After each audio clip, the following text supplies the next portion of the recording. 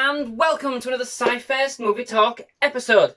So, in this episode, I will be discussing 2018's thriller Breaking In, starring Gabrielle Union and directed by James McTeague, whose directorial debut, quite interestingly I found out, was the excellent 2006 movie V for Vendetta. So, the movie sees us introduced to Sean Russell, as played by Gabrielle Union, travelling to her father's home in order to organise his belongings and put the house up for sale following his death in a hit-and-run accident, with her two children, Jasmine and Glover, as played by, and please forgive me for the name, for the pronunciation, Ajon Alexis and Seth Carr, respectively. When they get there, they do find that the house is humongous and is built basically like Fort Knox. It's teched up to the hilt with an array of anti-braking measures, including CCTV in all areas, mobile drone units, reinforced windows, and a command centre that would put any modest police control station to shame. So they encounter a couple of odd things going on in the house when they first go in, but they basically quickly dismiss them as random occurrences. However, not so soon after the children, basically they're kidnapped by a gang of criminals intent on stealing their grandfather's fortune, which they believe is in a hidden safe somewhere in the house, and locking Sean outside of the house in the process. So the thieves have all but an hour and a half to find the safe, take what they can, and then leave before the police are alerted to the fact that the security system has been cut.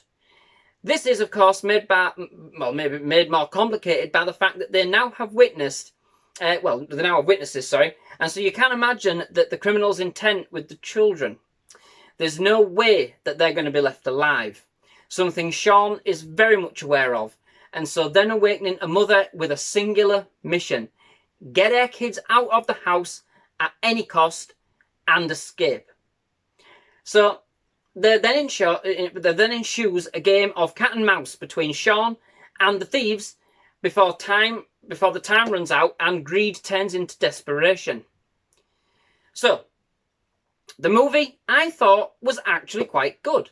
I think the film got off to a bit of a bad rep when it first came out, and to be fair, after watching it, I'm not entirely sure why. It was a fairly decent thriller. I enjoyed it, I'm not going to lie. It was a little bit like Die Hard meets Panic Room in reverse. Not quite as gritty or edgy as Die Hard, but Gabrielle Union does pack in quite a punch nonetheless. And, if I'm not mistaken, there was at least one throwback to Die Hard, in that she did most of the first half of the movie in her bare feet, which I thought was an absolutely excellent touch. With a couple, all tongue twisted tonight, with a couple of sneaky stealth moves thrown in for good measure. I am not sure if that was meant as that, but it certainly felt like it to me.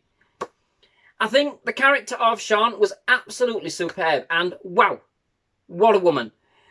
She was certainly doing a bit for advocating a strong female archetype.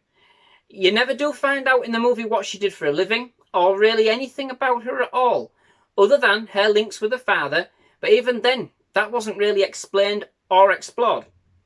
You got the feeling that there was something there, but it never really actually amounted to anything. The fact that we don't really know much about Sean is played upon really quite a few number of times in the film with respect to the bravado she shows the thieves. You don't know me, or what I'm capable of. You can only imagine she's CIA, I'm thinking, given that some of the moves and stunts she pulls off. But ultimately, she's a mother in distress. Her children have been locked in a house with 4 men who basically, once they've got the money, you know what's going to happen. And so she's going to stop at nothing to protect her children. Do not underestimate a mother when her children are in jeopardy. The daughter too had a pretty decent role, I thought, and for most of the time she was looking after her brother.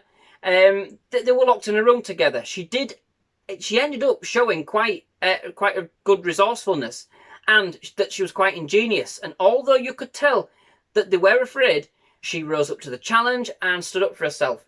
She had quite a bit of sass, which I liked.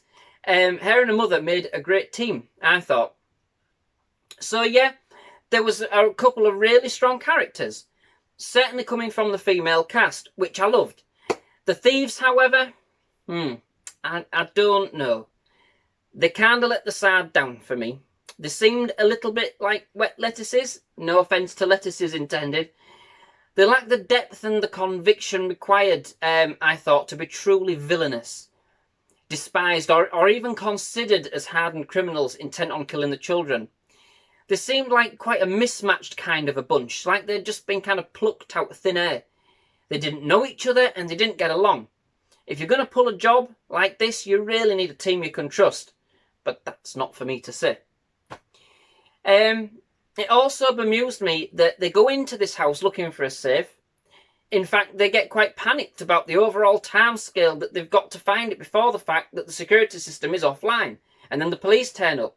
However, they spend most of their time sat in the living room deliberating or just running around the house instead of just cracking on. I know Sean had certainly put a spanner in the works, and of course what started out as a simple theft became much, much more complicated, given that Sean and her family were not actually supposed to be there.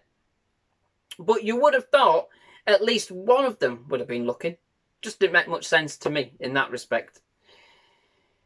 So, I mean, the movie is quite punchy. It's quite snappy. You don't have to wait long for all of it to kind of start kicking in, which is good. There isn't really any dry spells. Okay, it doesn't set the world on fire. There's nothing new or original in it. Don't get me wrong. It's all tried and tested fare, to be quite fair. But it's pleasing enough, and there are plenty of on-the-edge-of-your-seat moments to keep you entertained throughout. So, interestingly, and it didn't really dawn on me until the very end of the film, with kind of the running time of the film being around about an hour and a half, and the fact that they only had about an hour and a half to actually find the safe and leave before being collared, it meant that in actual fact, for most of the film, by that virtue, it's actually shot in real time. Not all of it, and so I think that some of it kind of jumps a little bit in time, but in the main, it does. They don't really make a big play about it in the movie. For instance, it's not 24 in that sense, but I thought it was something quirky nonetheless when I actually sat and thought about it. Ultimately, it did tickle me, because, of course, the kick in the teeth for the thieves was really after all of that they went through. All Sean wanted was her kids back. She never wanted the house, as she was selling it. She had no interest in what was inside the house or anything by the looks of it. And so all they had to do was listen to her in the first place. Give her the children, and then she was gone. Nothing had to happen in the way it happened, but they never learned, do they? But, of course, that wouldn't have made for much of a movie at the end of the day, I'm sure. So overall, a fairly decent effort, I thought, with some excellent, strong female characters and a number of on-the-edge-of-your-seat moments. If you're into your thrillers and that kind of Lone Ranger type action movie where the underdog rises through all expectations, it's a good movie. It's the kind of movie I think you're going to like. If you're after a strong female lead, you can't also go wrong with this movie at all. So, that brings me to the end of this episode. I do hope you've enjoyed it. If you have, please do leave a like. Please do hit that subscribe button for more film reviews and trailer reactions when we do actually get some trailers to do. And some gaming episodes related to films as well. We've got a fair selection going off. So, if you have liked it, please do. Otherwise, we do hope to see you again at SciFirst MovieTalk. Thank you for watching. Goodbye.